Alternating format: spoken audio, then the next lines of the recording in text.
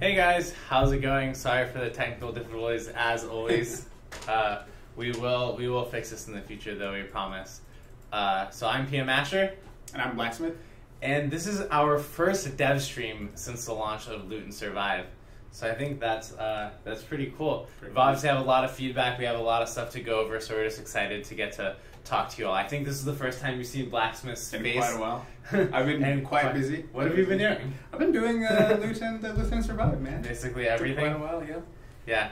So he's been really busy. We always want him on the stream before the patch comes out, but unfortunately it just couldn't happen this time. So he's here to answer all of your questions. Like Drew Luke 11 says, this is a dream come true. Nice. So we're really excited to talk to you all. Actually, this is our highest concurrency so far for the dev stream. We're already at 244 people, so thanks for you guys for tuning in. Kind of like our game. Kind of like our game. That's right. That's right. So this patch was actually our largest for a lot of numbers. Mm-hmm. Highest concurrency, highest daily average users, largest retention so far. So we thank all of you for coming back and playing. And we can't wait to share with you what we think and see what you guys think. So if you guys notice, we'll be drawing one of the pet images up. I believe this is from Rusty in the art video today. Additionally, Butter, in his attempt to learn how to play Dungeon Defenders 2 successfully, is going to be going through the tutorial, then starting the new game on Loot and Survive. And then for those of you that do not know, that somehow haven't gotten the messages, this week is Madwick Madness. Madwick Madness. Our very first event, right? It is our very first event in Dungeon Defenders 2. If you guys, we ended our midweek madness and we started our Madwick Madness. And if you play on free play normal or free play easy or above, and you play Dragonfall Bazaar or Forgotten Ruins, you have a chance to find a special egg by killing special enemies. This egg has a hatch timer of 3 hours. And it doesn't rot, so you don't have to worry about that. It doesn't rot. You can't sell it, so don't find too many. and it will hatch a custom pet that you can only find this week, Madwick. So I see all of you are typing hashtag DD2. If you didn't see, there is a contest for gems in the comments. Hashtag DD2. Oh, sorry, we keep using the dev names. It's Little Horn Valley or Little Horn Valley and Nimbus Reach. All right, cool. All right, I'm sorry I was wrong, guys. Jeez, now I'm worried it's wrong in the blog post. No, I think it's fine. We double checked that. You double checked the blog post? Yeah. I mean, Cat. We went over it with Cat several times. Instead of gotten it right. I'm gonna check really quick. So while I check to make sure that we told everyone online where to get Madwick Madness is correct, why don't you tell everyone your impressions of the patch so far? Sure. I'm really pleased to see how everyone's jumping into the game. I'm super excited to see people using towers we've never seen used before. Like the Frost Tower is finally getting used. Right? People enjoying using it. It's worthwhile now. Yeah, the boost aura has lost its its throne as being one of the best defenses in the game. So we really shaped things up a bit, and people are just now starting to figure things out. It's really exciting to see. Glad to see like the heroes and the defenses potentially survive longer, hit things longer. We did a bunch of changes to health. Happy to see like the item changes. Campaign worked out fantastic. We spent so much time on campaign. We kind of eyeballed free play. We eyeballed endgame because we didn't have that much time to dive into it. We're actually about to start working on that now, but we're super excited to see that you guys really enjoyed campaign. We're really happy about that. And I'm going to chime in there. We've seen a ton of feedback about free play normal and free play hard being too hard. and honestly, that is our fault. We always, as most dev studios, this is part of being early access. We get in, we play our game, and we're like, man, this is too easy. Let's make it more difficult. And we keep doing it. And then in the office, we can, like, you sit someone in the office, you play the game, you sit Haddad down or someone, and they just wreck free play normal at the eye power. Like, this is easy. But then we get the focus testers in, and the problem is with focus testers, it's really easy to get them to go through the campaign. It takes it takes a whole day, and they go through it, and we can get notes. It takes another day for them to get through Betsy and those things. But once they get past that, we're like, just as last week, no one can beat even the first level of free player. We have not had a single person in the office who can beat it. Once we tell them how to beat it, they can beat it, but until then they cannot. So we're obviously going to be doing a lot. Oh, Yellow Snowman 420 says DD2 is too easy. Nice. You may be one of the few. I'm guilty of that, actually. I should listen to Collins more. He always tells me, man, our game is a little too hard. I'm like, nah, man, it's a piece of cake. What are you talking about? Yeah. Well, so our first question, we'll take this because Haddad and I were just talking about this. This is a misconception in the office too, miscommunication. Scratchinator says, Are the rotten eggs supposed to be Shellium shards? Last I checked, when your egg rots, it should turn into Shellium. Okay. We believe that's currently bugged, and that's currently not happening. We're going to investigate that Monday and eventually fix it. Sorry about that. You've heard that first here. That was a bug. It was not a bug in the patch notes, but it's a bug in the game. So we are investigating that. So we're looking it up. But yeah, so reception of the patch, you already talked a little bit. I think you focused on free play normal through free hard. I think the biggest impressions I got was that campaign is finally feels good. Getting through the first 13 maps of the game before you get into their difficulty modes, it feels good. You have a lot of green mana. You can place defenses. You can upgrade them. Butter can finally defeat the campaign. He's like, curse you guys. He's like, geez, you're sitting here, stop making fun of me. We have the cool enemy intros too. We do. We have the bosses, which is great. So I think that campaign's really fixed. We've gotten a lot of feedback from people. A lot of people who before were stuck on on Siphon Site D. We have to use the public name. Sorry, Josh. They're stuck on Siphon Site D. They can finally get past it and they get through the rest of the campaign. So now you have to be able to kind of work on the rest of the game and make sure that it's all balanced and fun and satisfying and rewarding, which is what I think everyone's working on right now. That's what we're transitioning to, So we're going to take this dev stream to go over all the questions you guys have given us on the forums, to go over all the questions you guys have in chats, and really just have a conversation with you about what you like and what you don't like about the patch. So first, I'm going to talk some of the questions on the chat. Sweet. So let's see. EA Lord says, trendy and please don't hard wipe again after this patch. So we're going to be trying really hard not to wipe. The only reason that we will ever wipe was like this patch where it's a complete redo of the game. We don't think that we're going to have to do that again, but it is early access, so it's really going to be dictated by you guys, and we're going to do whatever it takes to make the changes that you want, even if that requires a wipe. So Nemo1331 says, will you be able to change the Defender's Forge color back to purple? I think if the question is, are we able to, then the answer is yes, but we will not because there was an influence vote and people voted for it to be red instead of purple. So I believe over the next milestone we are going through and changing those things there. So I do apologize for that. There are story and lore reasons around that, which you guys will see in the next major patch that comes out from us. Right. Might be an interesting idea to allow players maybe to customize their forges. That would be cool. That would be a good alternative because in DD1 you could customize your crystal, but now the cores are... That'd be pretty cool. I think people would like that. Guys, if you want forge customization, blame Blacksmith here. Brad's going to kill him. But let us know. That'd be really cool. Mr. Waffles Pro says, if butter can beat it, it's way too easy. So let's see there. And Enter Bob99 says, when will the Mac version of Dungeon Defenders 2 come out? In the future, we are focusing on the Windows version first. We will be doing a Linux and Mac version, but we've had a lot of experience as a studio seeing that, it's unfortunate to release the game for other platforms where there's not a large set of users, and then instead of focusing on the early access issues that everyone has, the gameplay issues, focusing on technical issues that Mac and Linux and those platforms have. So right now we're focusing on the game, getting the game to be fun across everything, and then eventually we'll bring it to the other platforms and work there. So let's see. There is a bug where the game spawns 2 bosses instead of 1. Can that be a % chance and not a bug? Is that a bug? It's not a bug. That is actually intended. Yeah. I believe when it comes to the campaign, the kobolds, 2 of them spawn. Because once they reach your thing, they explode. We kind of spawn 2 of them so you get to see them and appreciate them. And I believe Throne Room or Ramparts has the Lady Orcs and the Kobold Flyer, so there's a bunch of bosses. When you get into kind of Endgame and Nightmare, you'll be seeing like 2, 3 bosses. Oh man, Butter even, this is going to help him. Yeah. You got an epic. Yeah. Epic on the tutorial. He's like, geez, upgrade again. Let's see. No. Oh, no. Okay. Oh, well. Yeah, no, actually, I would say that my favorite... I've played through the campaign and just a little bit of free play right now, the final version of the patch. And I will say the 2 Lady Orcs are by far my favorite boss encounter in the game so far. It's just so... Like, you have to really think about how am I going to stop both of these from wrecking my defenses, and I really love it. So we have Jarnolal says... I feel like the bosses do not drop enough legendaries and mythics. What do you feel? How do you feel about that? Well, they certainly... I've seen how much stuff they drop in Endgame. It's funny, before, maybe like a day or 2 before releasing the patch, I just did a quick test to see how much loot is dropping in Endgame. Because again, we focused so much on campaign, I was like doing just quick sanity checks. And I literally filled... I emptied out my inventory, all 7 bags, and I literally filled them all. And there were like 5 or 6 legendary dropping. So I scaled that back a little bit. If people feel like legendaries, not enough legendaries are dropping, we can adjust that very easily, especially in early on campaign. I'd like to wait and see how you guys feel about like free play end game before we adjust those. But easy. So guys, we are in early access, as many of you know. Many of you are joking on the comments about that.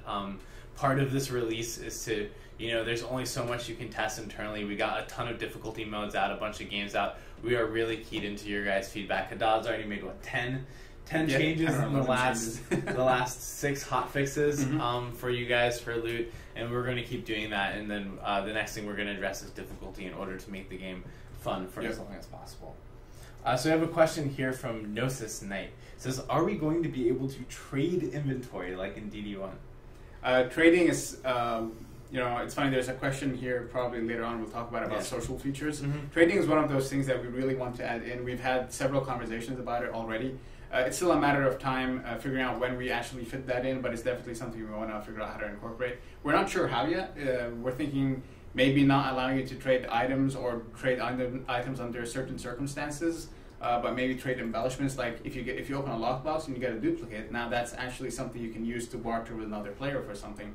So those are the sort of social interactions we want to foster. It's just a matter of time before we, actually get it in and implement it. Yeah, and I think everyone's really excited for that time, but I think they can also appreciate that first they want the core experience to be fun, and then we'll get those features in. So I have a question here from Nemo.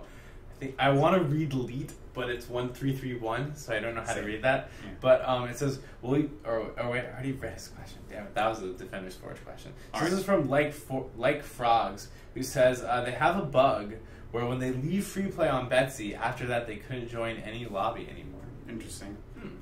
If it might have lined up with maybe some server issues, so that might have happened. If it's consistently happening, go to the Tavern Keeper, write up the bug, and let us know, and we'll track it down. They can't go to the Tavern Keeper. They can't join the lobby. So guys, please, if you have an issue like that, let us know in the forums. Everyone is off for the rest of today, and people will be on and off over the weekend, but everyone will be back in Monday, and we've been helping a lot of people on the forums with issues like that, going in and manually fixing their profiles, and we will have the next hot fix out next week to fix more of those issues. And I will say that there are a lot more issues in this patch than other patches, but that is because of just basically it's a new game. We got in, It looks very close to the same, but it really is a lot of the new games, so we're actually pretty happy with where things are at right now. Someone says endgame is too easy. Is anyone at endgame yet? I don't know. There are some people that we know hit level 50, and we gathered some feedback from them. Maybe those people are kind of talking to us. I'm not certain yet. So this is one I think we can both answer. This one is from Alcon. It says, in free play hard and beyond, there's almost no mana being dropped. Is this on purpose? Makes the game harder than it should be. That's certainly not on purpose. Something you'll most definitely notice in this update, we've given you a lot of mana, because now we have so many different knobs and levers that we can tweak to make the game harder. If that's happening, then that is potentially a bug. We know that there is a potential issue where if there's too much green mana or items on the ground, they're kind of disappearing. So that might be happening. We know about that one, so we'll have to see. But that is absolutely not intended. Man. Guys, you're just asking so many questions. Thank you for all of your questions. We're not going to get to them all. We will get to as many as possible. So I will continue. Please, if a question has been asked and been answered, try to not ask it again so we can scroll through the rest of the questions. We have a question here from Medic DZ, who wants to know, is it intended that Campaign Easy Betsy gives you 65,000 experience per run? It's probably not intended. That might be a little too much. Something about the experience I didn't really get, or none of us really got to spend too much time figuring out the experience numbers. We got them in, again, kind of eyeballed them in. We're going to, as part of this next patch that we're doing, we're going to focus a lot on figuring out the experience numbers, so that we don't, if there's an efficient path that you guys find, you're going to just hit it over and over and over, and it'll end up being a little too boring. So we want to make sure that we encourage you to go play whatever you want, do whatever you want. That's always our goal. We always kind of talk about it. Just a matter of executing on it. And here's one that we may need to write down. I think Chris already has this on his room. It's Eric again. Says there's a bug where a daily quest does not work. So there's a bunch of bugs with daily missions. We know that there's a lot of you who are stuck with only one daily mission, which really saddens all of us here. It kind of ruins the point. That's the Spend worst, so much time worst to get bug in. possible with that system is that you could only get one of them with all the ones they've added and everything. But it says that there's a specific one for him that doesn't work. It's where you have to defeat 2,000 enemies with your tower. It hasn't completed. Yes, we will look into it. There's a lot of stuff that we're looking into right now. We're trying to prioritize between like the highest priority bugs that are like the ones that are stopping people's quests, that are game breaking, they can't progress, and then we're working through all the other ones. We did put in a thing that will hopefully fix anyone who just gets stuck at a quest. So right now, if you get stuck and you do re-log in, it'll put you at your last beat quest. So you might have to backtrack, but you can progress further, which is better than the other day where you could literally just be broken. So here we go. Like frogs, is the mage going to get a buff the next time around? Because he's nearly useless in eye power 70 to 100. Eye power 70 to 100. That's interesting. I'll have to specifically look at that range. When I was kind of testing him, I tested him very early game before eye power 70, and I kind of tested him at end game. He certainly has his strengths. You know, we often talk about strengths and weaknesses. He certainly has a bunch of really like the good things. Frostbite Tower. If you go super ability, power focus on him, like as a hero build, that's also supposedly very fantastic. I'll have to see what might be going wrong within that range and kind of check it against what's happening. I know for a fact, I was talking to Ice, he's playing our game every night. He finds that mana bomb a little irritating to use. So there's some things I want to tweak there. So yeah, we'll certainly take a look at the apprentice. So guys, keep the feedback coming for all the different classes. We are really, just this big patch was really getting over the mountain. There was like a mountain of changing the entire game to be more like what you guys have been requesting since December of last year. We have finally walked over that mountain, and now we're tweaking the knobs and levers in order to get it to the right place. So here's a question from Flair, which is, if you ever do another wipe, what stuff can we expect to keep? Gems are for sure a thing, but will we keep special pets like the Madwick that we're doing today, or the Tiger monthly pet? So just to answer that question right now, we do not plan to do another wipe. If we do another wipe, it'll be targeted at something very specific, just like this one was. So a lot of people have been asking for a full wipe because the entire game was planned with this one. We put it to a vote, we let you guys decide, but if it hadn't been, we would have targeted the systems that were changed. So for example, pets was changed drastically, so we would wipe pets. Hero leveling, which is gone, it's not the same anymore, so that was wiped. Loot, all the stats were changed, that had to be wiped. In the future, if we were to say, add a new stat in, or do something that maybe would absolutely require, adding a new stat wouldn't require it, but something that would absolutely require it, we do a wipe just for that system. So imagine maybe gold numbers are off or something, and we have to scale everyone's gold down or something like that. We are interested in the overall health of the game right now, and just how much everyone will enjoy it into the future, so we will fix those things. But we're not sitting here being like, when are we going to erase everyone's profiles and give them awesome costumes again? And time permitting, we often kind of talk internally about how we can do a wipe. Obviously, a wipe that just deletes everything and tells you to start fresh is not very creative. We're thinking like, maybe we need to do another gold wipe. How do we handle that? Maybe someone appears in your hub and tells you, hey, the more gold you donate to me, the more stuff I'll give you. And maybe that can be potentially a cool way to like sink some currency if we ever need to do wipe again. So we're also kind of trying to think in the future, if we ever need to, although we don't currently plan to, do some sort of wipe. How do we actually do it rather than just delete the stuff until you start over? Exactly. So it's something that we're very aware of, and Dungeon Defenders, it's about progression. We are working on this game to make the progression as satisfying, as fun as possible, so the things we can do. Man, so many questions, guys. Thank you so much. So we have a question here from Nekti. Did we say anything about green mana disappearing after you open a mana case? Yes, that is a known technical issue. It was made a little bit better in this patch. It is still pretty bad. Please run around, pick up your green mana before you open a chest. It's a technical issue that we will resolve in the future. Some people are saying they can't even get a single daily mission. So here's a question that I have for you. All right. How difficult would it be to make there also be daily missions that happen during the campaign?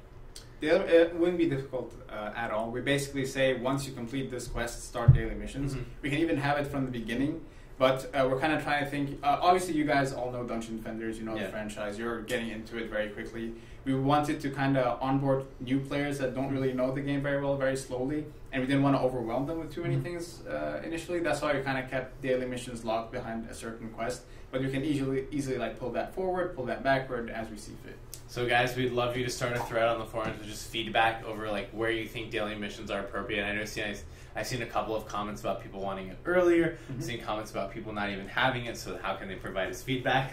So we'll see and take all this into account. This is a great question here from Steel Soldier, who says, is there any chance Onslaught might get better rewards? I noticed that it's hard and challenging, but my team keeps getting level 23 items as rewards, even though we're already above level 27, even after 2 to 3 rounds of Onslaught. I think it needs better scaling for rewards. That's thankfully actually pretty easy to fix in the new system. I have to look into exactly when that's happening. It sounds like it's one of the earlier Onslaught maps, so I want to dive in and kind of see what's going on. We, in some of the earlier versions of Onslaught, we realized that, you know, it's a fun game mode, it's super intense, super fun, but it's not very efficient if you're farming for upgrades. And we made some changes, like before, the special enemies wouldn't drop loot, it'll just be the item that you get at the end. So we made some tweaks there. We might want to revisit it again. Obviously, this is the first time I think people get to play around with Onslaught, so we're really excited to get that feedback from you guys. And based on that, make some tweaks and adjustments. So guys, I'm gonna refer to this multiple times with this stream. I'm sure there are already Onslaught threads. If you guys, on the Dungeon Defenders 2 forums, there's an Onslaught mega thread and feedback. Please give your feedback there. There's going to be a survey later next week, and we'll be collecting all this information in order to further balance it. So this is an interesting question. I think we can kind of talk about how the system came to be, where you want to take it in the future. This is from Envision, which is, oh man, scrolled past it. Sorry guys. This question was basically about pet rarity, and it was with premium pets. Is there ever going to be a way to actually see the rarity that's going to drop from an egg before you decide to convert it into a premium pet? Rarity that's going to drop from an egg? Probably not. That's not something we're currently planning to do. We like the idea of it being kind of a random box or a random thing. There may be, I honestly haven't put too much thought into it, so I'll kind of mull that over and try to think about what practical cases could there be for someone to want something like that to happen. But currently, no, we haven't really thought about doing something like that. And I think the one thing that we have talked about internally is maybe there's ways to trade up pets or trade up different items in order to get better items or items of better class, and that's something that we are thinking about. So yes, that is kind of one of the flaws of when we look at all of our monetization, we're like, the number one thing that we think about is that it cannot be pay to win. That's the number one thing. So this system for pets evolved from the fact that, well, we can't just... we basically had this conundrum. Haddad actually came to me, and he's like, okay, well, they can just spawn as, like, good pets, and then everyone will be happy. And we're like, well, we can't do that, because then you'd be paying money for a good pet, and you have to pay money for the same pet that you would get as you would have always gotten out of the egg. We were kind of, between a rock and a hard place. We either made you pay for something that was powerful, or made you pay for something that was weak, and then we ended up coming up with this system where it's kind of random. And we were like, if it's the same as the egg, then you have a chance to get weak, you have a chance to get powerful, but we're not making all premium pets weak, and we're not letting you pay for power. So we're going to be looking into the future and trying to figure out ways to improve that system while at the foremost making sure that the game is still not pay to win, because that's really important to us.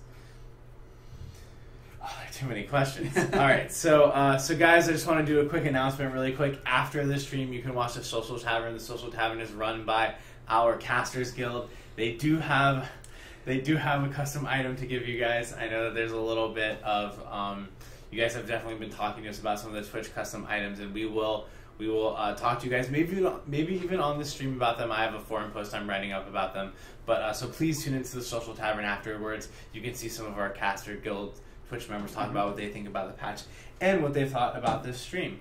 And in the meantime, we're going to continue going through questions.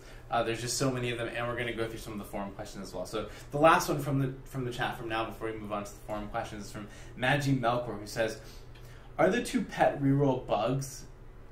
I'm just going to do my interpretation of what I cast in the grid. It's a little off. So basically, what's wrong with pet rerolls, and are we going to fix it?" There you go. From what I've seen, a lot is wrong with pet rerolls.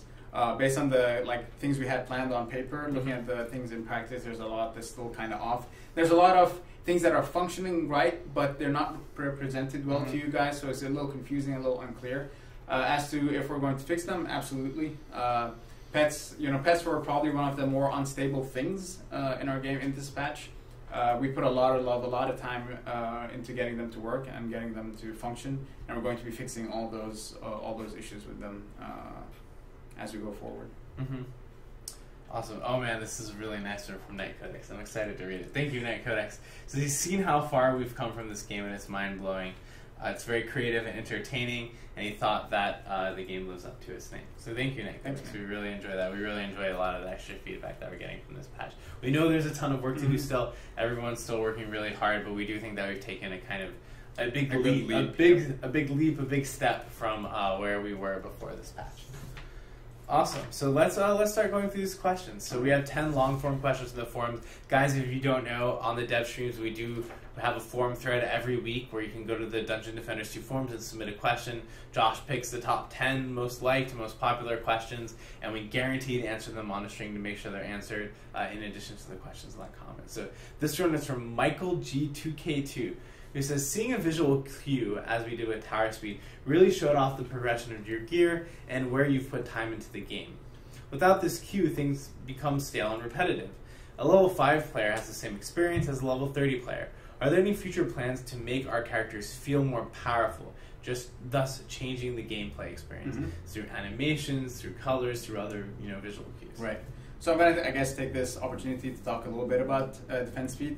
Obviously, removing the defense speed, we expected to be a little bit, received kind of negatively because people have depended on it for so long, and it's a fun thing to see. I was one of the initial people that went across the towers and just messed with the attack speed because it feels cool. But the thing about it was it kind of made the game stale, so we wanted to remove it. It's still, by the way, you can get it on skill spheres, but it's just not as powerful as before. We hear all the feedback. We absolutely agree with it. Before, there was something cool about seeing a cannonball fire like once every 2.5 seconds and then fire 3 times a second, so it was pretty fantastic. What we'd like to do is give you that without actually breaking the game, and what I mean by that is what we'd like to do is give you guys the opportunity to make cool builds that visually look badass and visually look cool. We haven't done much yet. There's honestly not much in there right now that kind of does that, but that's the direction we want to take it. So you can imagine yourself, in the end game, farming very specific items and combining them in certain ways that make your towers, supremely powerful. I had a brainstorming session with the entire design team, I think yesterday, where we came up with. They're hidden somewhere. We came up with so many ideas that we want for the builds. Like, for example, I think we're talking about the boost aura or the healing aura for the monk. You might get an item that every time you cast Healing Wave, it casts it on the auras, but you can get another item that turns your Healing Wave into a thing that pulls enemies in. So you can imagine casting it on and seeing everything just kind of get absorbed in, and then you do a lot of damage to it. So those are the cool visual things we want to give you, not just my tower is firing so much more now. So hopefully that alleviates some concerns and gives you guys a vision of where we're going in the future. And I think, that's really the intent of the passives that are in the game and those things. So those are things you'll see evolve. I know my thing is as a Squire player, the cannonball, seeing that stun enemies and that kind of thing. The question is, how do you get that in? How do you get that visual feedback in, but also have it not break the game? I will say, a lot of people hate the removal of defense speed. I actually really love it because it makes other towers useful now. Before, it is basically if you make flamethrower towers and you get the highest defense speed, then why would you use a slow tower? You don't need a slow tower. You just need to get higher defense speed. So I definitely think it's a step in the right direction. We have to figure out how to utilize maybe even defense speed on a few rare items and other things. Maybe there's a defense speed build, but it's one build. It's not the game. There is actually something right now. I don't know if it actually made it in, but I did make it. I made it. It might not be in the patch. I think it's an uber or a large skill sphere that when a defense gets hit or something happens to it, or when it crits, it has a chance to get an insane attack speed buff for 5 or 10 seconds. So you see it firing, and it goes super quickly. So there are some cool things we want to do with defense attack speed, but we don't want it to just be like that all the time. The cool thing about this topic, I see a lot of forum posts that say defense attack speed was removed. I really miss it, but I understand why they did it, and it's now down to us to prove to you that we want to give you cooler things than defense attack speed. Exactly. And I think the other thing to remember is that it's not like defense attack speed disappeared from the game. Yeah. Like, it can still be modified. It's still on skill spheres we may use in other places. It's just not a core stat that every single person has the option of, do I want to do defense speed or something else? Because that was the problem. If it was defense speed versus something else, the answer was always defense speed. Yep. So we have a question here from Matigate1A who says, I have a legendary dragon pet and he has 2 times 61 tower power, but it only seems like one of them counts. Wow, interesting. Yes, that's actually a bug. You should not get 2 of the same stat on a pet. That's probably why only one of them counts. So there's that. Oh man, there's a lot of other people talking about Hearthstone. Yes, we're all very excited for the grand tournament. Yes, we're going to be playing it a lot internally during our lunch break, and it is a very good game. So here's a question from Phoenix X who says, I'm one of the tower speed whiners. Thank you.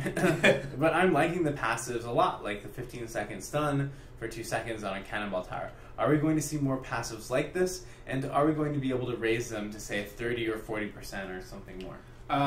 So I kind of answered the first part of his question. Yes, we have really lofty ambitions for the passives. I'm super excited to hopefully get to work on that at some point and at least release a few builds for you guys to play around with before we go free to play. As for the second part, on the skill sphere thing, I guess I'll let the cat out of the bag. When we first came up with the skill sphere system, we were thinking about multiple different things. We thought that maybe Ubers start off at like 5% and you can do something to make it go to 6%, 7%, 8% and kind of evolve Ubers.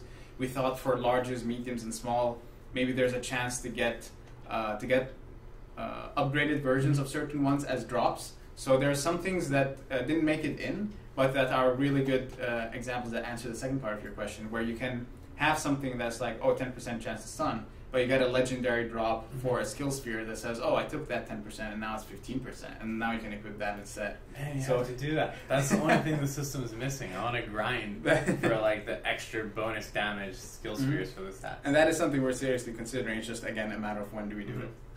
Cool. So we have a question here is from the Derpy Support who says, will epics and mythical item stats be buffed anytime soon in post-campaign? I'm still using green items from campaign because I can't find anything better. Something that you'll notice in the revamp, before it was very straight diagonal progression. Powerful, epic, mythic, legendary. Once you graduate from powerful to epic, you're going to stay in epic, you're going to graduate to mythic, and then eventually get to legendary. And actually, this is one of the things that you were harping on and actually wanting, which is as eye power increases, you'll find potentially a powerful that is better than your legendary. So if you have a really good high item power powerful, it's going to be better than epics and potentially mythics up to a certain point. But then you'd find the legendary, and then they kind of play off of each other. And as you play more, you'll kind of jump on top of, keep upgrading your tiers in that way. So that's kind of how the new system works. I'm telling you, we just need to give names to ranges of eye powers. Then people understand. It's funny that we actually have ranges of eye power, and Derek was supposed to assign names to them, but we couldn't get that in. Yeah.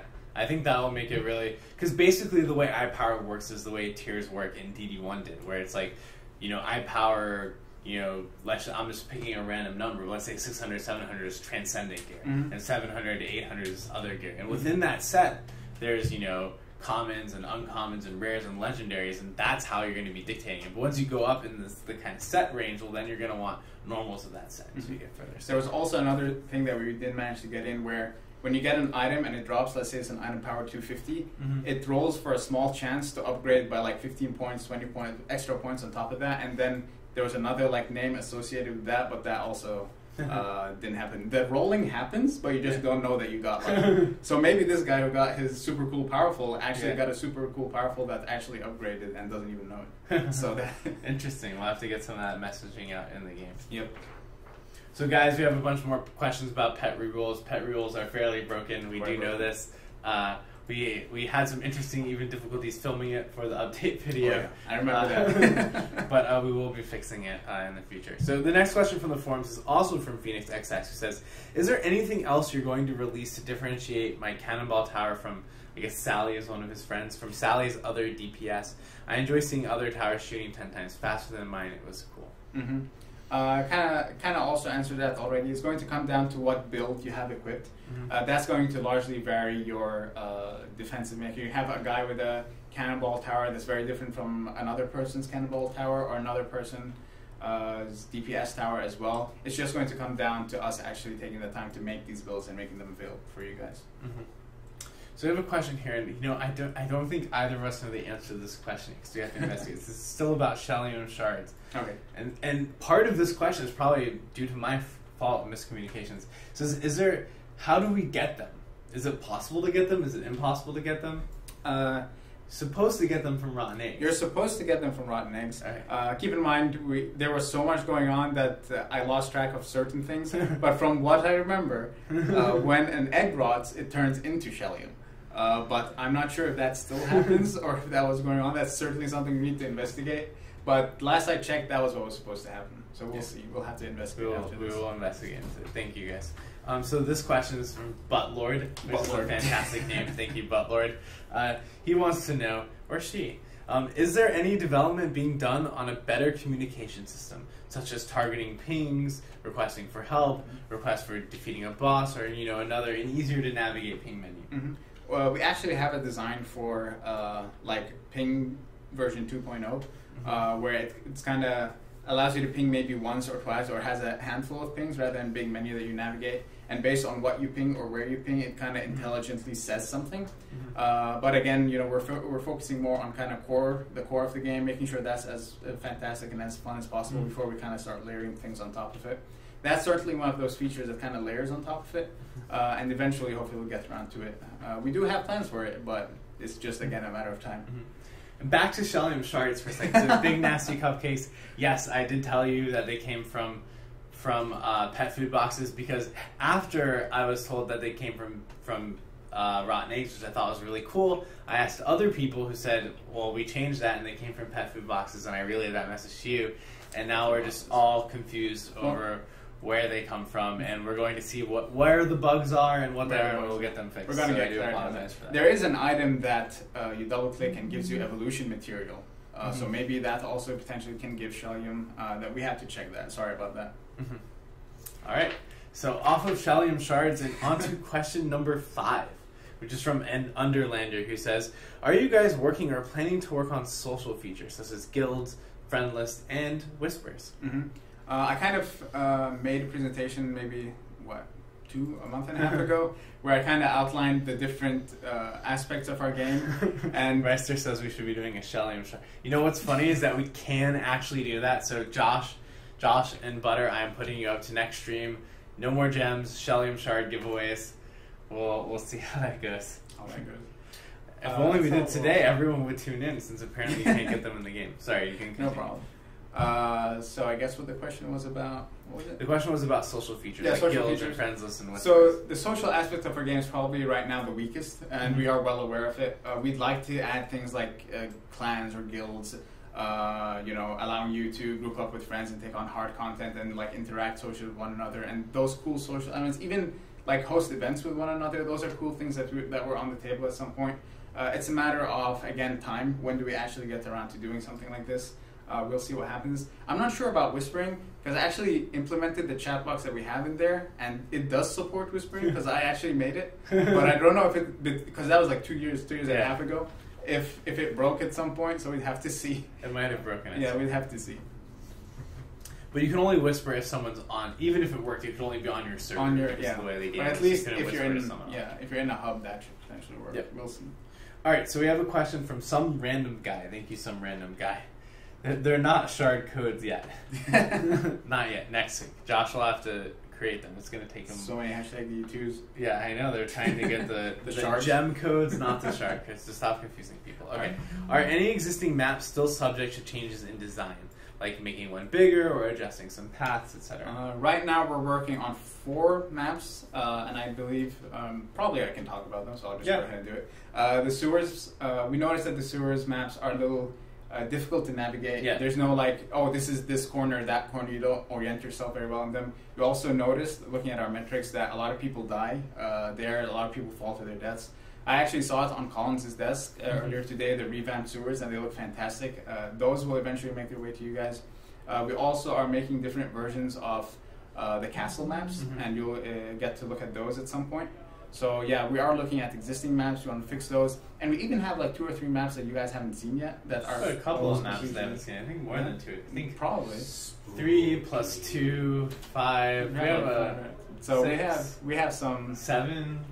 We have 7. 7 bullets. We do. But like we said before, you know, it's really our intention. When we put maps out, we want them to be a big thing. We want stuff to be around them like Betsy, and it takes us a lot of time to do all of the stuff around that instead of just adding maps. So while we do have a kind of backlog of maps, we are refining them and making them better and creating, you know, unique encounters and things to find on those maps before we release them. Right now we're fixing up everything we have currently. So there we go. So the next question, we have 4 more questions from the forums. This one's from Squishy Yeah. It says, now that the new patch is live, what besides bug fixes will be the next focus? Well, we've got to get the balance right. We've got to get the experience curves right. We've got to make sure you guys can go and play wherever you want and get the fun experience that you want. We want to make sure the item power ranges are fine. So all of those issues we've got to iron out. From there, if you're asking me personally, I want to start making cool builds for you guys. So that would be my potential next step, to kind of start making some cool, awesome builds and releasing them to you guys.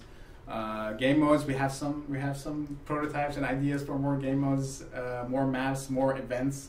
So yeah, there's just, I guess, more refining and just adding more. I think a lot of people are asking about, okay, now this patch is out. It's still pre-alpha, but when is it going to be alpha? When is it going to go further? And I think, we're going to announce some of this stuff soon. But this really was, hopefully, the last of our major revisioning to the core game, and now it's really about making it feel good. And a lot of the stuff that we did, and the reason why this patch took so long, you guys can't see, was back end features. Yeah. It was things that make us, before you guys were giving us feedback, like, we don't like this, we don't like that, and we would just look at each other and be like, well, we can't change that. We can't do anything about that. Well, no, we can't. Yeah, so a lot of this was about, okay, how can we make the systems flexible so we got this patch out, but then we can, in very quick patches, you guys noticed that there weren't fast hotfixes before, there are faster hotfixes this time. Now how can we rapidly iterate on this stuff and make things that you guys can enjoy? So that was a big part of it, and I know I'm personally, just like you are, excited to start getting that stuff out. So the next question is from Shorty Pants and many others. So thank you, many others. Says, I love DD1 having the market and being able to trade with other players. When will that be implemented, and why is it not already implemented? Well, we kind of talked a little bit about trading and social features. It's the same answer. It's something that we really want to add. Probably, I'm gonna kind of go off on a limb and say that trading is probably one of the most exciting social features we want to integrate. But again, why haven't we done it yet? Again, we're focusing a lot on the core game. We got to nail that. We got to make sure that's as good and as strong as, and you guys are having just an awesome time playing it before we start making, those social features, those extra, like the ping thing as well. So yeah, hopefully that answers the question. And I think, from back in the DD1 games, we obviously had problems with hacking, and we had problems with shops where people would sell their items for money, and those are big issues. And we want to make sure that, we're not going to have hacking with Dungeon Defenders 2. But with the other things that could happen around trading, we don't want that to basically circumvent the fun of the game. We don't want it to end up like Diablo 3 was originally, or where some other games where you just add trading in, where basically oh, hey, how's it going? Okay, I can buy, I'm level 50, but why should I pay? I should just, get this item from somewhere else. So we know trading is fun. We know that we all want trading in. When we play with our friends, I want to be like, hey, bro, I got you this awesome. I said, bro. I don't know why I said that. It's like, hey, man, I got you this awesome, item. I want to trade it to you. And he's like, yeah, cool, I got this item for you. I want to trade it to you. We want that to be an experience in the game. We just want to make sure that it doesn't, hurt the long tail experience of the game. Cool. Ezra. Oh, I see. Yes. Mr. Collins is in our chat. Yes, Toe Farmer, trading is part of the fun, and we recognize that, and that's part of what we will be adding in the future. Yep.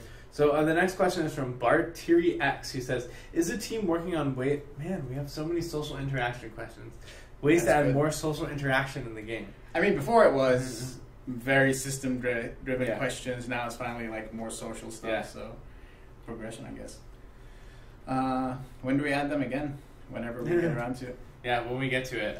We're still focusing on the core game. We've taken major leaps forward with that. There's still a far ways to go. We think campaign is pretty solid. but free play normal, free play hard, end game, they still have a lot of work left to do. So we're going to be working on these modes, making them fun, making Onslaught and Incursions fun, adding more of those, and then as time goes on, we will be starting to add some of these social features in. So people are asking, what are the 2 Madwick Madness maps? So if you guys didn't hear, we do have our first of DD2 event running this week as part of the flexibility into adding in all these systems we just talked about, is Madwick Madness. So if you play Nimbus Reach or Little Horn Valley, yes, Josh, I got the 2 maps names right this time, on free play easy or above, and you kill a special enemy, they've been raiding the Madwick's nests and stealing these eggs, and you'll be able to find one from them. If you hatch it, it can only hatch the Madwick. That's the only thing it can hatch. It's a guaranteed mythical hatch, and he looks pretty cool. It looks pretty cool. You guys will like him. And so that's only this weekend. That's till Monday at 11 a.m. Eastern time. So farm those 2 maps, and you'll be able to find that pet. Something to note, it's not guaranteed. There's a chance to see them when you kill the special enemies, and the chance goes higher the deeper you go into the game. So the higher the difficulty, the higher the buckets. So here we go. This is a fun question. This is from Pissia. How do we get Shellium shards? Oh man, we answered that one right there. We'll have to just find out the exact answer and make a post about it or something to clarify that. Guys, if you have a Shellium shard and you post it on the forums, I think that you are going to become very popular. So. I saw a question, what's the name of the egg? I think it's called Madwick egg, so that you'll easily kind of distinguish it from your different creeper eggs. And guys, we had some questions before how I know this is a Madwick egg.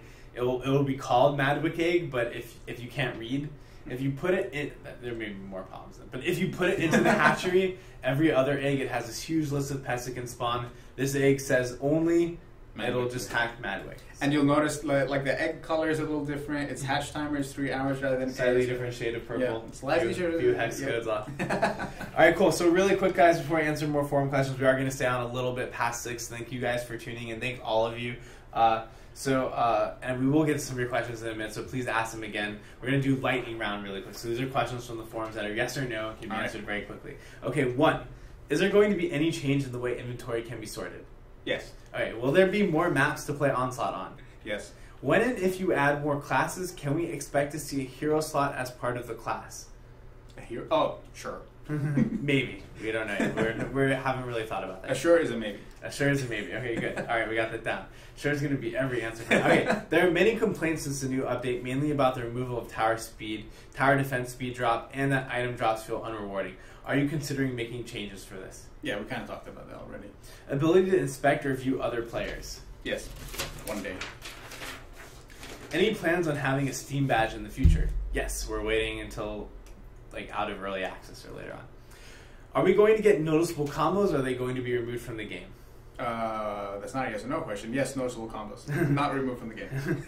Are new classes being prioritized over extracting DD1 heroes? They will be when we start working on them. Will XP be changing anytime soon? I feel like free play and endgame, specifically Nightmare, could use an XP buff. Yes, we're looking at that. Will we be able to buy more gems soon? Maybe we are. It's like this is the age-old question of we are focused on making the game. I know this is not we're focused on making the game really good. Everyone keeps asking, can we buy more gems? We're working on it, but it's just when a game thing comes up, we usually takes priority, so it's going a little slower than possible. Next question. Any more information on adding additional projectiles to weapons like DD1 had? It's not a yes or no question. We do plan on doing that at some point. When will we see more backstory? Next patch. Soon. Yes. Soon. Will players have the ability to decorate their taverns in the future? In the future, yes. Will we be seeing new maps anytime soon? Fine soon, sure. Have you considered the gem pricing tag for additional hero slots? In the preview, I saw the value of 500 gems being displayed. It feels excessive. I believe it's 450 now? We did adjust that. All right, when will this come out for Mac?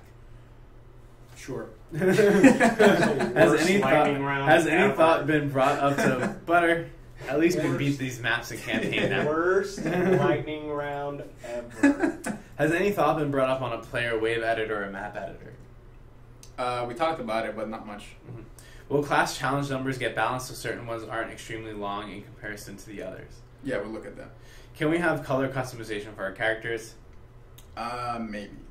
That should be Ask Danny. That should be Ask Danny, yeah. Will the devs let us know no further wipes going forward at a future date? Yes. Being able to switch between weapons as in DD1, Probably not. Hopefully not. Yeah, I don't know. probably. We'll see. We'll see. Guns. Maybe. Hopefully. The pirate monk Needs a gun.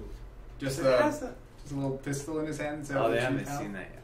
Wait. There is a version of him that has a gun instead of the sword on his side. Oh, really? I think so. I want him one to of the use it concepts. instead of his right. I know, that's what I was thinking too. I don't know if he could be an $8 skin if he did that, but that would be worth it, right? If you're the monk and instead of going like, you're like. We did want to throw shurikens in the Yeah. dungeon one too. All right, guys, that's all the forum questions for the day. We do have a bit more time. We will be going through all of the questions in the chat for probably the next 10 minutes or so. So, guys, please answer the questions. Before we do that, we're going to go through some of the feedback for the game. This is a general feedback that Josh has prepared from the forums. We've already talked about this a lot. So there is a question about defense speed and how the game feels slower. How do you feel about that? Feels slower. I mean, naturally, when something used to fire 3 times a second, now it fires once every 2.5 seconds, it's going to feel slower. But we kind of talked a good bit about what we want to do to kind of replace that cool visual feedback that you used to get from defense attacks, whether you don't have anymore. Hopefully, we'll be able to kind of prove to you guys that yes, defense speed, you can still adjust it, minor adjustments, but there's something better coming down the line for that. And lastly is from the questions here says, I really want to know the state of the lightning ore. It's pretty much useless in normal free play, even at 1,000 tower power. Interesting.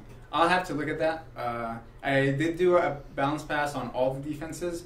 Bickle, another one for our level designers, you've seen him a lot on the streams as well. He always comes to me and tells me when his lightning are going to become viable. I should probably take his comments more seriously and kind of look at it. So I'll check it out. Well, so we have this more feedback here, which is that everyone agrees that the removal of defense speed has made target acquisition, more apparent. Yeah. Is there anything we're going to be doing for that? Now that we kind of see how glaring the issue is, we'll potentially prioritize it higher than it was before and eventually fix it. Perfect. All right. So progression from campaign into free play normal. I think we've talked about this a bit. We recognize it's frustrating. We've put out hot fixes and we'll be working on this more into the future. Like we said before the patch, really we got to test campaign a lot, and that was where our focus is. And now our focus is moving into these other difficulty modes. All right. Item powered. Players are having to use loot that is worse stats but higher item power. Are we going to do anything to fix this? That's kind of I was talking with Josh about that earlier today. That's kind of the maybe side effects of an iPower system, where if we say something, hey, this requires item power 600 to get into, and you're looking for specific stats, but you get something that's item power 600 with different stats, you feel like, man, if I really want to get into this content, I need to switch up my build a little bit. We're not planning on immediately knee-jerk reaction fixing it yet. We want to wait and see. Like, for example, I'm not sure if everyone kind of realizes this, item enhancement actually increases your item power. So if you do get a cool, high item power item that doesn't have what you want, you can fuse it into a lower item power item and increase its item power that way and make it a more powerful item, kind of customize it that way. There's also been some comments I've read on the forums about maybe pushing item enhancement a little sooner. We might look at that as well. So we want to make sure that you guys kind of understand all the tools available to you before we do an adjustment anytime soon.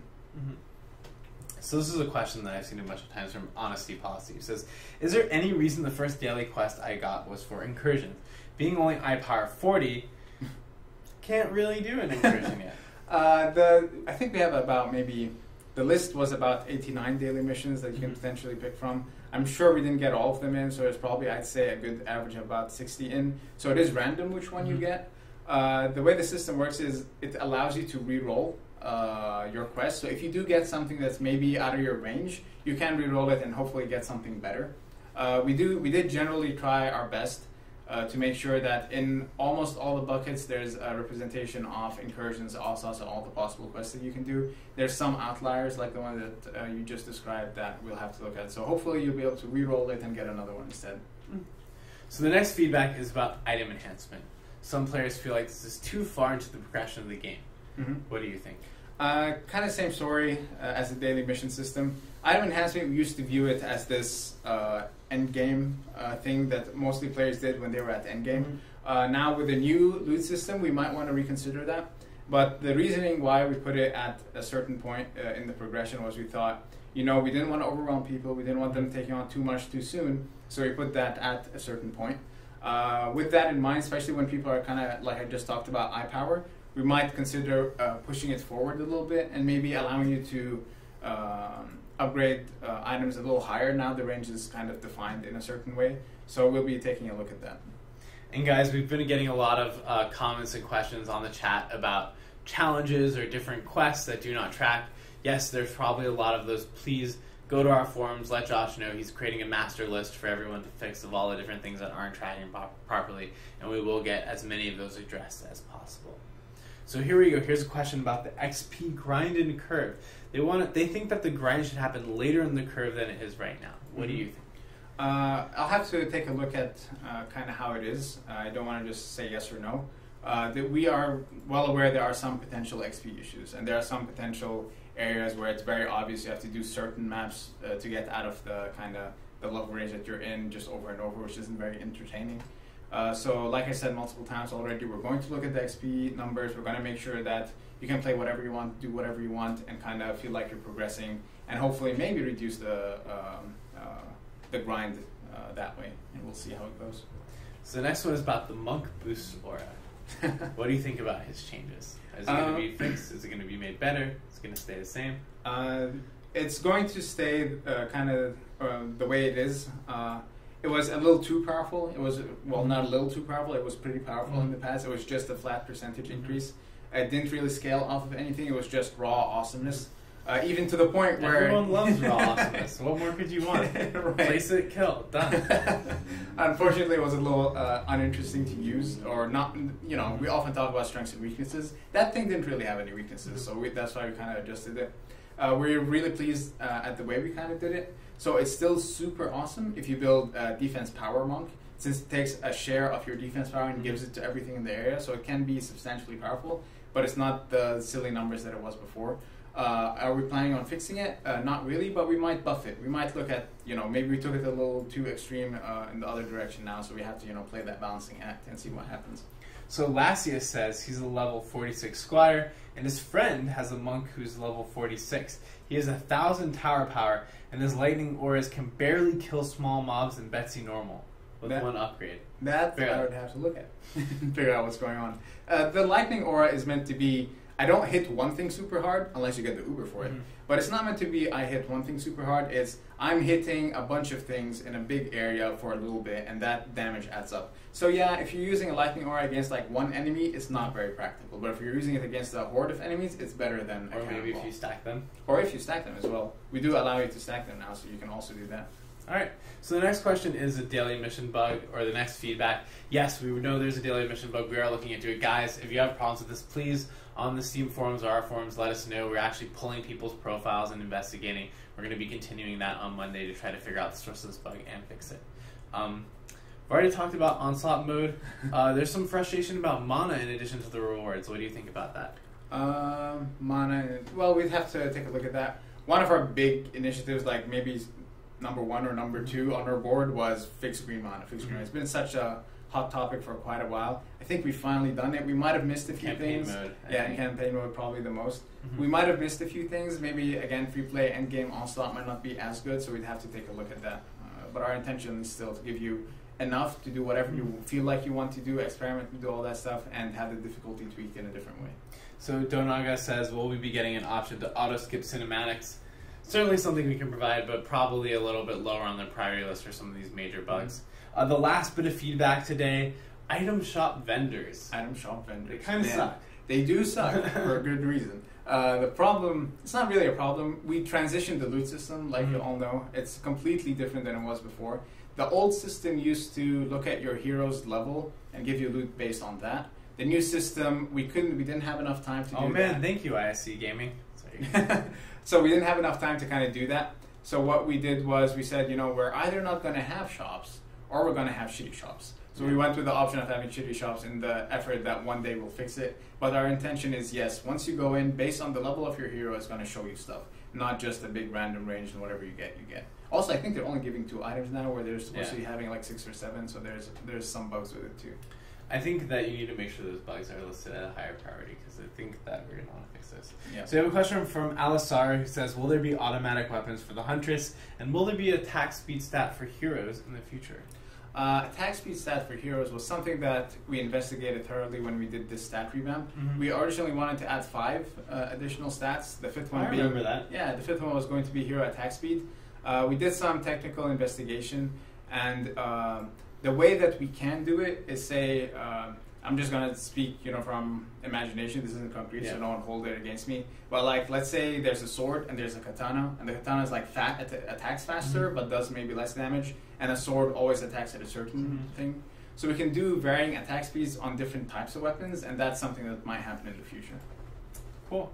So we've had a couple of questions about whether expired eggs will turn into Shellium shards in the next 6. We do not know. We cannot answer this question yet. We'll be investigating that. We'll get back to you guys next week on Shellium shards.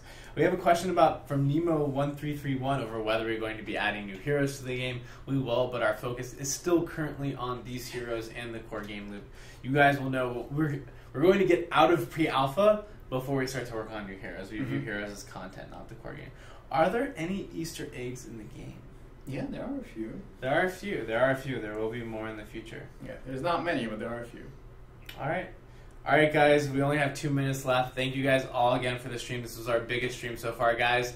Please come back to the stream every week. We're going to be talking to you each week about the changes in the game. We're going to be giving away gem codes. We're going to come up with some accessories, some cool stuff to give you guys. Thank you guys for tuning in. I will let you know that your feedback on the forums and everywhere helps, but it also really helps on this dev stream as well. We have developers actually in here talking to you. After this, Hadan's going to go back to his desk, even though we all have the day off except for us, and take a look at the lightning ore issue that you guys have. So it really does help. It really, there's a difference between reading stuff and getting it passed up in spreadsheets and all those things, and actually hearing it straight from you guys on the stream. So thank you guys all for tuning in. The last contest is right now. It's hashtag TD2 in chat to enter. And guys, remember, this weekend only, if you want to get Madwick, his really, really cool pet, guaranteed mythical, then please, in Nimbus Reach or Little Horn Valley on Free Play Easy or above, you'll find him from Special Enemies. You get to show it off a lot. So thanks, guys. Thanks for tuning in.